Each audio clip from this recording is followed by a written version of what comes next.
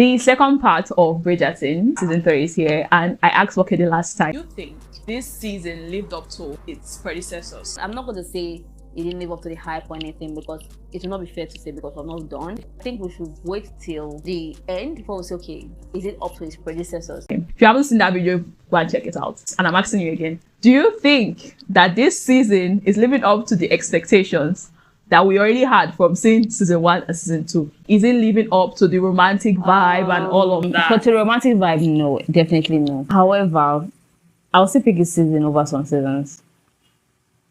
When Charlotte in the Bridgerton universe, it's number 1 for me. Then Daphne and Simon just set the pace. Yeah, they set the bar too high. The only one that actually met up to that expectations was Queen Charlotte and George. I think they're on their own league, safe. The Bridgerton story. But I'll pick Penelope and Colin's story over Kate and Anthony. I do not like Kate and Anthony's story at all. I don't know why you don't like it. I do not like it. I don't like seeing the both of them now making cameo appearances in this season. Oh, they annoy me so much. I feel like their relationship, there's a disconnect that I do not like. For me, I think it's the way it's arranged, like season 1, season 2, season 3. Removing Queen Charlotte. If you add Queen Charlotte there, it's going to be season 1, Queen Charlotte and Anthony and Kate. Queen Charlotte is season 1 better than Queen Charlotte. I don't know. For me, Bridgerton is just there. Charlotte.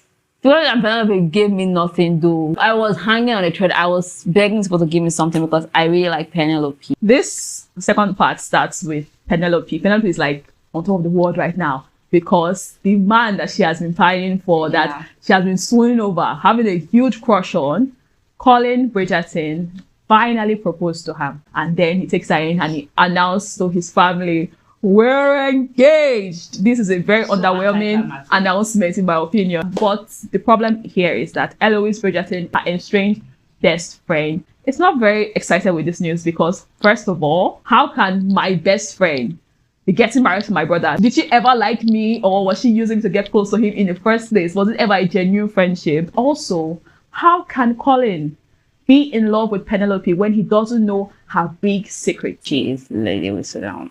Eloise isn't alone in her quest. Also, Queen Charlotte wants to know who her rival is, Lady Whistledown. So she even put out a bounty out, £5,000 for anyone that can reveal the real Lady Whistledown to her. So the stakes are high as the season progresses with a lot of secrets. The first part was very underwhelming for me. I feel like the second part did better than the first part. There are some redeemable things I see in this second part that, okay, not bad. I wish I saw it earlier on. That's just how I feel in general about this second part that was released. It's better than the other one, although it's just there. The truth is that I'm not really a fan of Bridgerton. I'm just going to confess that right now. I do not care about Bridgerton.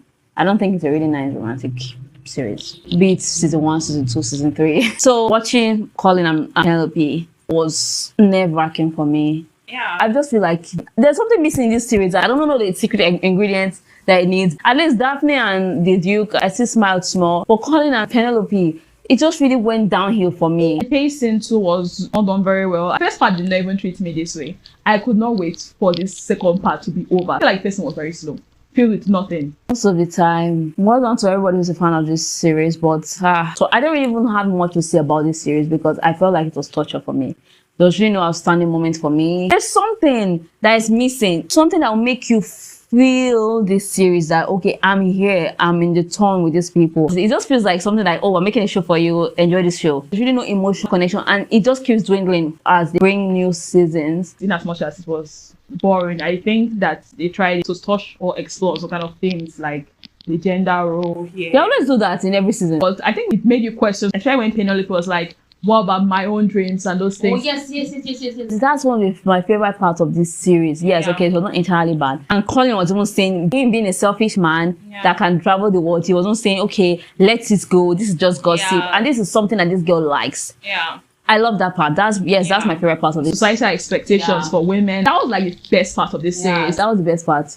I find it very annoying this season that there's no balance. Bridgerton was just overly steamy. Will you say that there was a balance between the steamy part and the emotional connection between the characters? Because I feel like it was nothing. It was just loaded with a lot of steamy scenes that were very prolonged. I'm like, It's as if the showrunners or the show creators saw how people were swooning over the steamy scenes and they just said, okay, more. We have to make a perfect steamy scene. And That scene, the same scene with Penelope and Colin. The mirror scene. It was kind of underwhelming for me. I can't lie.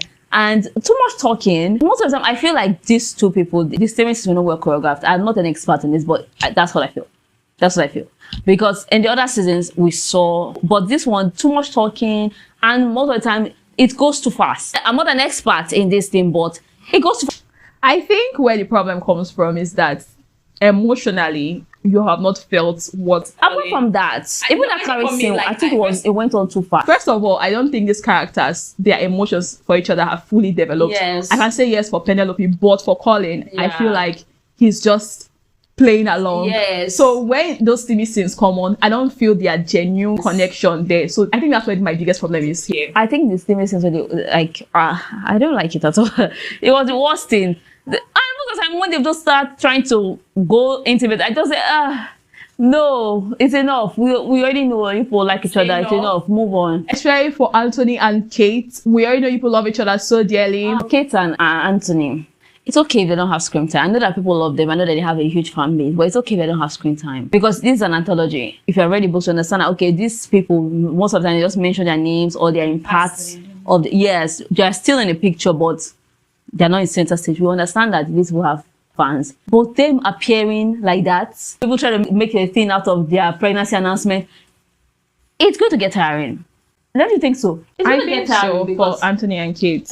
They just come and they're saying the most basic line. Yeah. It's like, let's not announce our pregnancy. Mark your attendance. Let me talk. I'm Anthony and Kate. Even the scene where they advised Colin. Yeah. It was there. It was like, our marriage is not perfect. Like, you know what I'm saying, that show don't tell. This show does not just obey that thing at all. Like, do you know what we're telling you here? That our marriage, even though we have a lot of nice steamy scenes, it is not perfect. Like, can you see? Okay. Like, then on the steamy scene, do you understand what we're trying to show you here? We're trying to show you consent. Yes, that's why he's talking so much. I am tired of this series. I do not like it. Speaking of steamy, but I don't even care about Benedict's character in the first place. I have not read the book. And the way they are putting Benedict's character, I find it's, even the dialogues with him and the widow, I feel like they are silly. I have a beef with that, This one just told me, like yesterday, that, you met my family. So I want to meet people that are important to me. So I think, okay, very close friends, siblings, family member as well, equal. Not your other lover. Yeah. For us to have a... Like, it doesn't make sense to me, that she would say that and it's hot or something. It's not hot. It's not nice. I don't like it. It doesn't make any sense. Benedict's thing, it doesn't make any sense to me. Honestly, I don't like it. Walai. I do not like Benedict.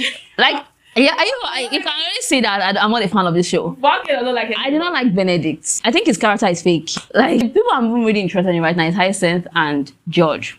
Really.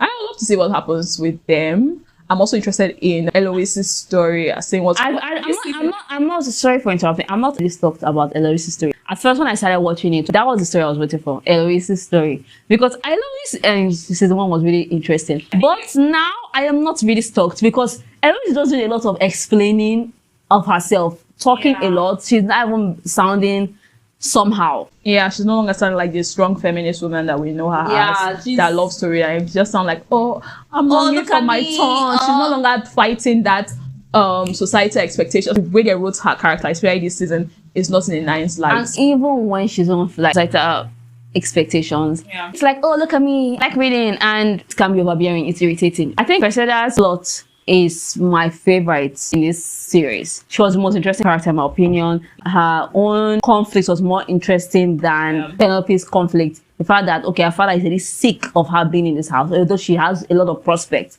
but she's still in this house, one way or the other, just dressing up and trying to get a perfect match. I like her story very well, although it pained me at the end for her, though. Yes, I like Cressida a lot. I like her fashion. I love this sleeve. This season, you really got to like her. She's not that annoying person that we thought that she is, that is just gossiping and really condescending. She is more than that, and with her struggles with her family.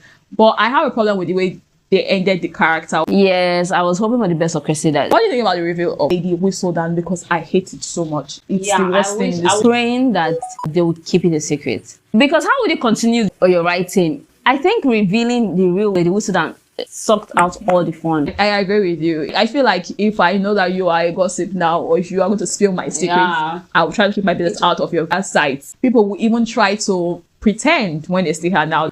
For me, this season of Bridgerton is just filled with a lot of steamy scenes lacking substance. I will rate this season 3 stars. I'll give it a 3 out of 5 because it's just there. To me, they just want to make a show. It felt to me like there's a disconnect emotionally. It's just like a show that's already running and we'll have to create another one that's big and nice and better.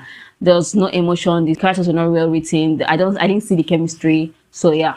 If you have seen the second part and the first part and any season of Bridgerton, please tell us which one is your favorite one. Until next time, do take good care of yourself. Goodbye.